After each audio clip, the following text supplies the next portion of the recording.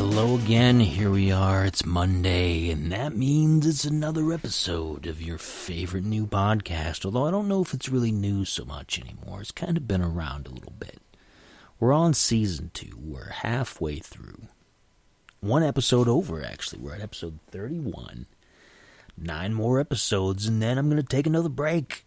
And you're going to say, oh, Spider, he's so lazy, he takes so many breaks, but only once a season. You get 20 episodes before I take a break, and then 20 more episodes. You know, I think it's fair. But what are we doing tonight? What are we talking about? What do we have? It's something that almost every one of us uses now. They're so common that they're everywhere. People love them. People hate them. People have them. We're going to be talking about cell phones. Let's talk about this.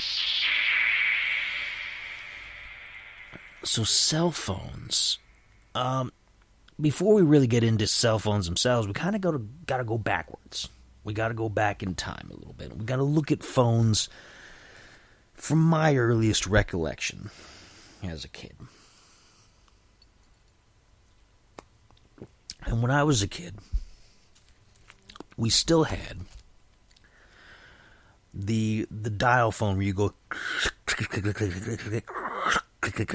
and my sound effects are not that great, but you know what I'm getting at. And you'd have to dial the number that way. Nothing digital, nothing, anything like that. It was all just analog, just flip, flip, flip until you got it right. And they were all corded phones. Big, long cord.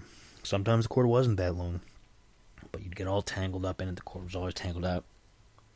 And frequently you'd have like 4 or 5 phones in the house, depending on like... You'd have one downstairs, one in the kitchen, one upstairs, all kinds of places, because you couldn't take the phone with you. So you'd have to be where the phone was, and the phone would have to be where you were. Phones in the bedrooms, all over the place. It's like a hotel where there's a phone in every room. And then cordless phones started coming along. Cordless phones. And they were the wave of the future. And we still have them. Like a few people, there's not very many people who have landlines, they're called anymore. Landlines are non-cellular. They go over the lines in the wall and everything, the old school stuff. And I still have one. I've got one in the house because I wanted one in case we couldn't access our cell phones or something as an emergency, so that there was always a phone in the house. But the cordless phones were the thing, right? You could take it anywhere. You'd forget it places, it'd run out of charge. Or I think the original ones, you took regular batteries. They weren't rechargeable, they just took regular batteries. The age of Radio Shack being the king of all things electronics, Around the same time, maybe a little bit before, I'm kind of fuzzy on when everything all happened. But you had the dial phones. Then you had the push-button phones. Big buttons. Still corded, but big buttons. And either sometime before or sometime immediately after the cordless phones, you had the car phone. The car phone was the first real, portable phone you had. At least most of us. I think there were satellite phones that you could get, but man, they're still expensive. Satellite phones are still expensive, but the car phone. It was the first real cellular phone because you just plugged it into the car to give it power. It would go into the cigarette lighter, which is more like a utility port nowadays. Not too many people use it for cigarette lighting anymore. It's just a utility port, basically. And the only reason they still keep it in cars and they haven't made the complete switch over to USB and everything is just because it's force of habit, I think. Eventually, you'll see those gone for good. Some cars might have them gone for good these days. I haven't done a poll on it. Maybe I'll look into it and I'll find out. Do cars still get made with those plugs? Mine still has one. Mine's I don't know, 2000 something. I don't remember. But, car phones, yeah, my dad had a car phone. It was a huge brick of a thing. It was the size of an adult's shoe. like an average adult shoe, like a big, like it's a foot long, big antenna, heavy brick thing. And I don't even know what the reception was like. I was too young to know whether it was any good or not. So I don't know if it was worth having. But my dad had one because he still does this. He's always the forefront of gadgets. He loves gadgets. And I'm not saying anything bad about that. He loves his gadgets. He's got VR headsets and all kinds of other things. He's got game systems, he just loves that kind of stuff. Tablets and whatnot. I lagged behind. I lagged behind once I moved out of the house on a lot of that stuff. I didn't even have a phone for the longest time. Not a cell phone. But you had the car phones. And then eventually you had the first cell phones, which themselves were like big bricks. And you had some that had a flip open part, but they weren't fully flip open. They just had a flip open part just for the voice part to cover like the microphone so dust wouldn't get in there. But they were big. They were still big, like big heavy things. And eventually they got smaller and smaller, and we've kind of gone in waves. Like sometimes they're smaller, sometimes they're bigger, but they're all thinner. They're all super ridiculously thin now. So you can just slip them in a pocket. And my first cell phone was a hand-me-down. Because you could do that early on. They didn't rely so much on SIM cards and things like that. You got a phone that had an identifier and like a phone number, and you could call up and be like, hey, I need to change the phone number. And they would change the phone number, and then you could give it to somebody else, and you could still pay the bill if like you had family who needed a phone and you were getting a new one. So I got this little... It wasn't a flip phone. It was like... kind of like a calculator. Sort of. It had like a digital screen on it. It wasn't that great. You could do texting on it, but you remember how old texting was? Early texting, or like searching on the internet. This is how late I got into the cell phone game. I got into the cell phone game so late that when I got one, they had internet on them, but they weren't good. They had internet at least, but it wasn't good. I never had a cell phone without internet capability, but I can't say that I ever used it on my earliest phones because they weren't very good. But the text messaging, you couldn't just type it out. It didn't have full keyboard. It had that standard, like every key that had a number on it also had a set of 3 letters.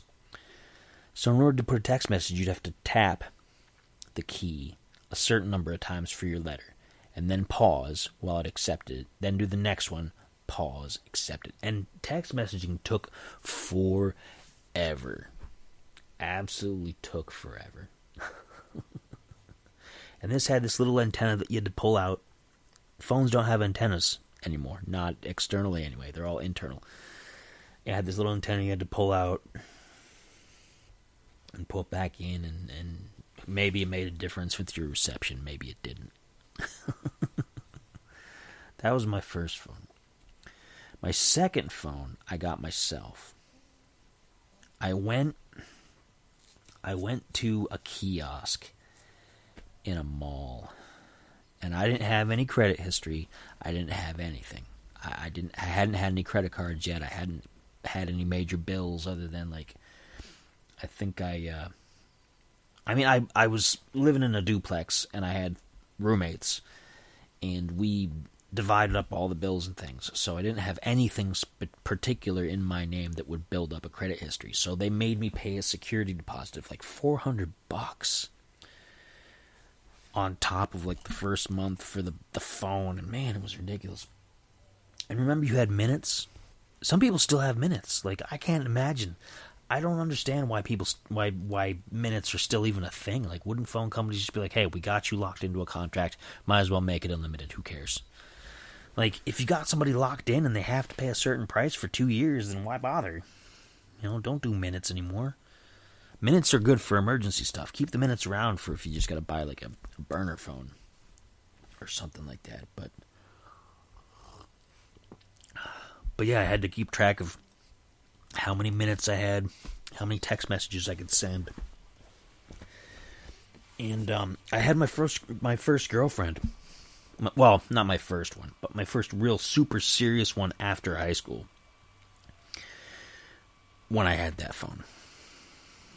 And so I would need to text her and I would need to call her on it. I was always like, oh, I gotta wait until after a certain time. Remember, you have to wait until after like 7 o'clock when you got free minutes. you got like double minutes or unlimited minutes after 7 o'clock because it wasn't the peak calling time or something like that. I don't know what the deal was or how they justified it, but you got more time to talk and do things. And I would try to go on the internet on that sometimes, and it was marginally better than the first one by a tiny amount, but it still wasn't great. Like, if you wanted to use the internet, you had to go home, you had to get on your computer. We didn't have tablets yet. There were Blackberries. Blackberries were a phone that had the full keyboard, and they were designed for business use, so you could type out emails and all kinds of other things, because email was big and new and fresh, and everybody was using email and text messages and all this other stuff, and so BlackBerry was ahead of the curve there, and now they're yesterday's news, like Tito Santana. But yeah, so that was my second cell phone. I broke that one. I did break that, and I broke it on purpose, but not with the intent to break it. I shouldn't have done with it what I did with it to break it. That sounds like kind of like, oh, what did you do? But I threw it at something. I was angry about something.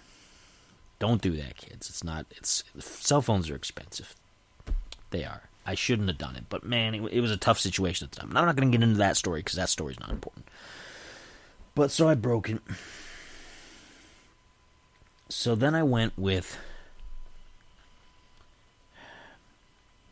I picked up another flip phone. It was a prepaid. I went prepaid this time, where I would actually have to buy those minute cards. It wasn't monthly where you got a certain number of minutes like automatically every month.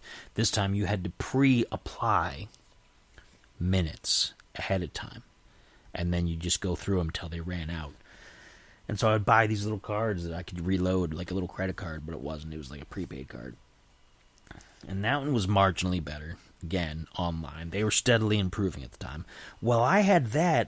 The full-screen touchscreen phones were coming out, and people were getting those, and they were getting more affordable, and I was like, I don't need that. I don't need my phone to do all this stuff. I just need to make phone calls and do text messages. I don't need apps, and I don't need music, and I don't need that. I've got all that at home. So I was pretty stubborn. I was an old man even when I was young.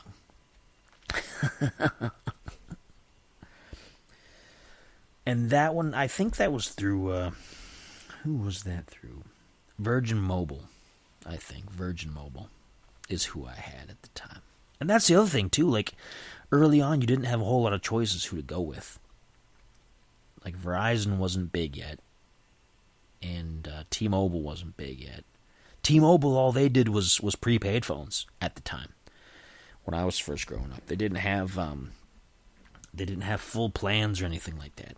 You had Sprint, you had AT&T, and you might have had somebody else that's not around anymore. And Sprint isn't around anymore either. Like Sprint, actually, it's been relatively recent. It's just been in the last like several years they got absorbed by T-Mobile of all people. Like T-Mobile's big enough now to absorb other cell phone companies. Yeah, so you had to pick and choose, and you didn't have a lot of options and contracts and whatnot, and you didn't, had to do what you got to do. But then at the time when I was doing the prepaid, I had Virgin Mobile, because you had that, you had a Boost Mobile, you had a bunch of other things. And then eventually, my girlfriend at the time was like, hey, you know what, we can both have cheaper cell phone service if we just get a plan together. Because she was with, I don't know, she might have been with Sprint, or she might have not been. I don't remember who she was with. She was with somebody, and she was like, hey, why don't we just go on my plan, and it'll be cheaper for both of us. I was like, all right, fine. So I did that for a while. Then, eventually, in a very sad turn of events, of course, everybody's heard that story who knows me. If you haven't heard that story, that's okay. It's not important. It's ancient history now.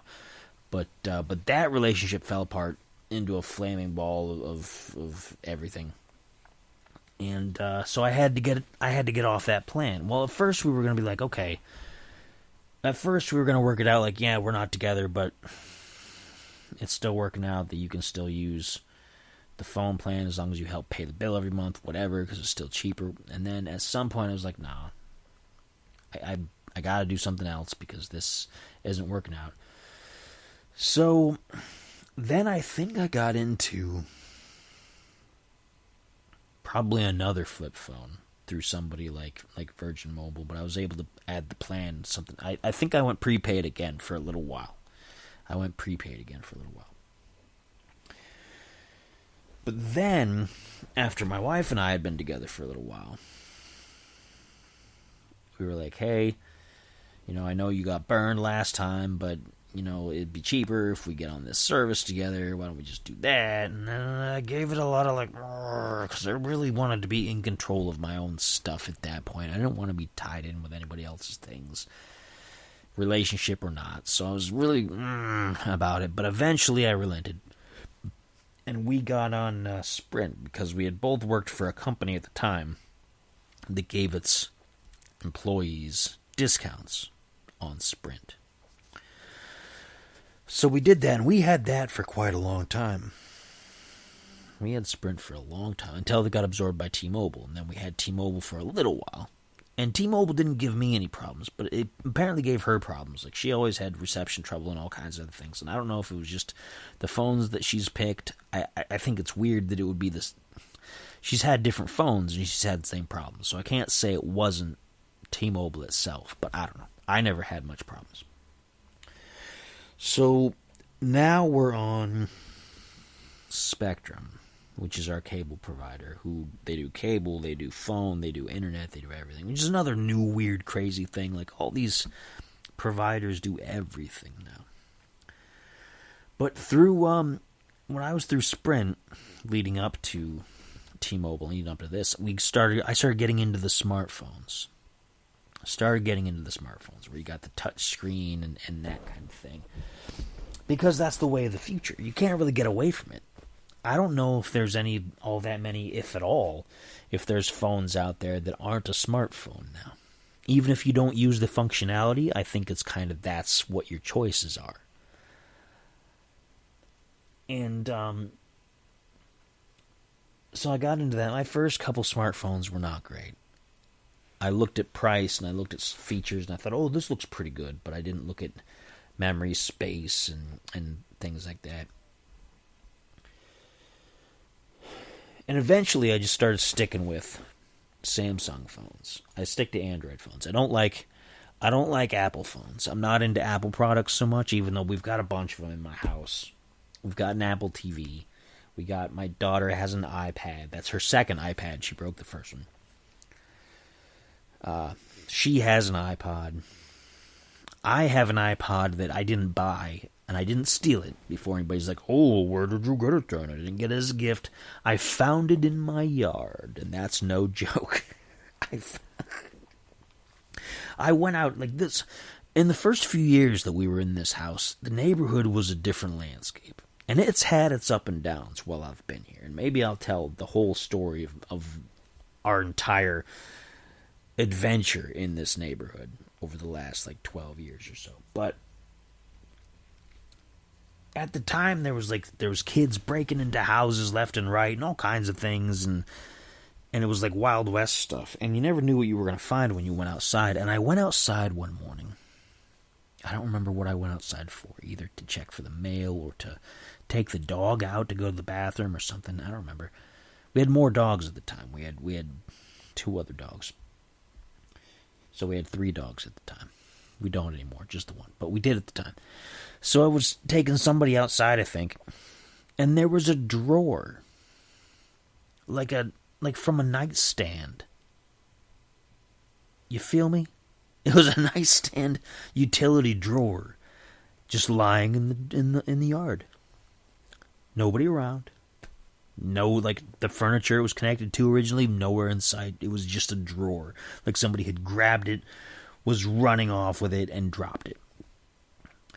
So I picked it up and I was like, what is this? And there was stuff in it. There was an old iPod. There was an old camera, which I say old, but it was still like a digital camera. A few other things. And I was like, I don't know, maybe I should try to find who this belongs to and give it back. And I was looking, and there was some paperwork in there. And apparently it was from somebody who was a dad who was getting sued because he wasn't paying child support. And you know, that's a tough call to make. Like, you could be like, oh, maybe he just doesn't have the money, or maybe whatever. Or he could have been a deadbeat dad, and he's supposed to pay his child support, and he's not. So I was just like, you know what, whoever it is, I don't know. They got mixed up with crime because somebody stole from them and tossed it in my yard. So at this point, and I have no idea how to get it back to these people. I don't know where exactly they live. I was new to the town. I had no idea. So I was like, whatever, I'll just keep the stuff. Don't matter. If somebody puts it up missing, like on a social media post or something like that, I'll give it back. But if that doesn't happen, I don't care. So I got an iPod out of the deal. But I wouldn't have paid for one because I don't like Apple. But I still have it. Like, years later, it's still working, so I guess that's to its benefit. All my MP3 players over the years, most of them have broken that were not Apple, which is a funny coincidence. So, yeah. So Apple products, I don't like them. So I don't have iPhones. I've never used an iPhone. I probably never will. I like Samsung. And I'm not doing endorsements, like they're not giving me money for this episode or for the show or for anything. They have no idea who I am. I'm just a guy who bought their phone. And I've used Samsung for probably, I don't know, probably for the last 10 years have been Samsung smartphones. And I like them. I like the Android system mostly. And it could be some, I don't like Google, but what are you going to do? You kind of are stuck with everything. But I came around to it. I wasn't into the whole apps and everything, but being able to connect to the internet and have my email and have my texts and have my social media and everything all like easily at my fingertips, I got into it. I got into it harder than I thought I would. I've had to kind of like decompress from it a couple times. Like, there's been times I got like obsessively checking my phone all the time. And over the past like several years, I had to do a couple things where I was like, no, turn my phone off, put it down, step away. Because you get too into it. You get into the whole like smartphone thing. It's convenient. You're connected to everything, but you're too connected. You're too connected. You don't take a moment to like look up stuff separate. You don't go out of the house to find new places. You don't. You just get so stuck on everything that's going on online in the online world. And that's the internet. But smartphones make it worse for you because it's so convenient having it at your fingertips there. And I'm guilty of that too. So I've had to do some cold turkey, put it down, and be like, hey, no, taking a break. Taking a break from all the smartphone stuff. But I use it for other things, too. Like, I have a notepad on there, a notepad app, so I take notes. I use that for my grocery shopping. I make my grocery lists on there. And that's not necessarily connected to the internet. It's just an app on the phone. And I use my PayPal. Take pictures with it. It's not as good as a full camera. I mean, people say, oh, look at all the megapixels and everything you can do with your phone. And it's still not as good as a dedicated camera. But it's close. One of these days.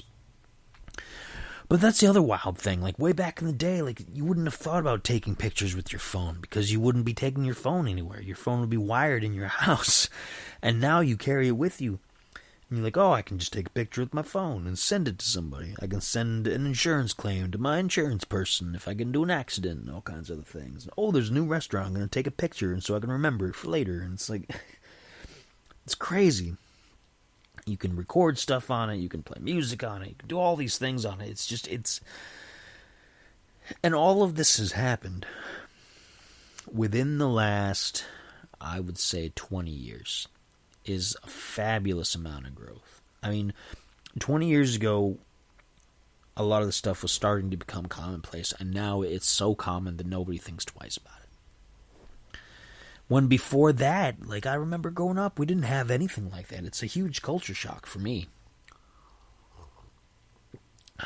being kind of on, like, I don't want to say on the cusp, but like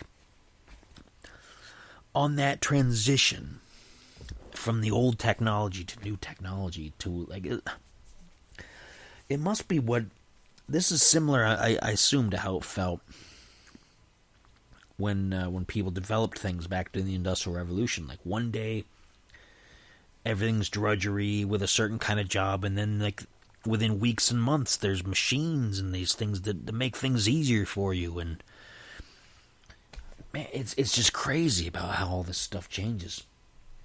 The app situation is nuts, because I'm used to computers. I'm used to, like, PC computers with programs and things, and there's some things you can only do with a computer, and the line between that and things that apps can do is getting so thin.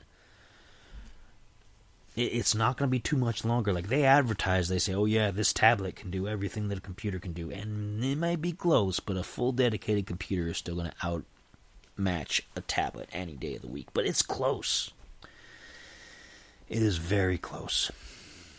And one of these days you'll have all of that on your phone, like, for real. It won't just be like them making stuff up and just being like, oh yeah. Imagine the future. The future is going to be today, like right now. Smartphones, cell phones. Crazy. Like, it just the journey from the old days with phones till now. And I say the old days when it really wasn't even that long.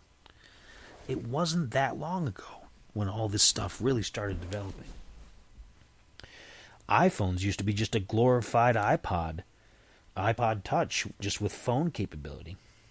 And then they got to the point where the iPhone, it did so much stuff that they stopped doing the iPod Touch. They're like, we don't need it, because the phone is everything that the iPod Touch was, plus phone stuff, plus this, plus that. And it's like, so they phased out other products. It's just crazy. And kids have phones these days. Kids going to middle school and junior high and things have cell phones. People give their cell phones to their babies to play with. And I'm like, why would you do that? Aren't you afraid they're going to push a button and call 911? Oh, no. They'll watch their cartoons on it. They'll play games on it, whatever. And I'm like, it's nuts. It's nuts. My daughter doesn't have a phone. She has the tablet, but the tablet also has a bunch of educational stuff on it, which she's supposed to use regularly. I do check on it every so often. I know she's going to be listening to this episode, and she's going to be like, because she doesn't like me poking in her business. But I do check to see what she's doing every so often, just to make sure that she's using it appropriately. But I've got everything set on it. I have the controls all set up, and I'm not worried that she's going to get into stuff that she's not supposed to, because I think I did a pretty good job keeping it where it needs to be. I'm not super worried about it. And I don't want to be like 100% in her business all the time. She's growing. She's still young, yeah, but she needs her own privacy. Like, everybody needs privacy. You need to be able to learn as a kid that you can have privacy. That not everything you do has to be advertised and has to be poked at by your parents. Yeah, your parents are responsible for keeping you safe, and I 100% will make sure I'm keeping my daughter safe. But I'm not going to stick my nose in every single aspect of her business. Not unless I have a suspicion that there's something going on, and I don't think there is. So I think it's fair to let kids have that privacy. But at the same time, I'm not getting her a phone. She doesn't need to make her own phone calls. She doesn't need to do her own text messaging. She doesn't need to get into all that stuff. She's still a kid. When she's a grown teenager, when she's more into like 15, 16, where she might be wanting to like, yeah, I want to hang out with my friends. Is that okay?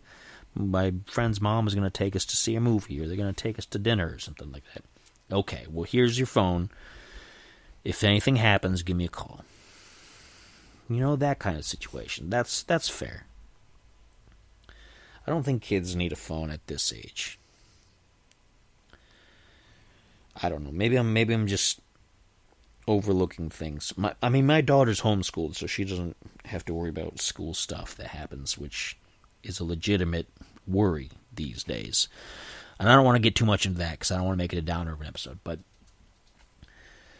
Smartphones. Cell phones, smartphones. It's been a long journey. It has been a long journey from what they were to what they are, and they're still, like, adding new tech and new this. We're on 5G and all that other stuff. People are like, oh no, the 5G, it'll warp your brain, and it hasn't warped mine yet. I've got it on my tablet, and I was already warped to begin with, ha ha ha, some would say.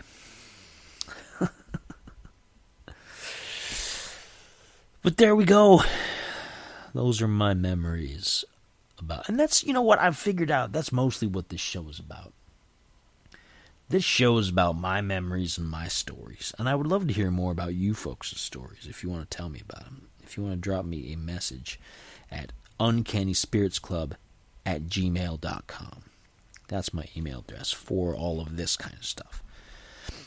You can drop some stories. You can drop a topic that you want me to talk about and some stories attached to it, and I'll bring it up on the air if you don't mind. And if you don't want me to use your name, I won't. I'll keep it anonymous. I'll say, hey,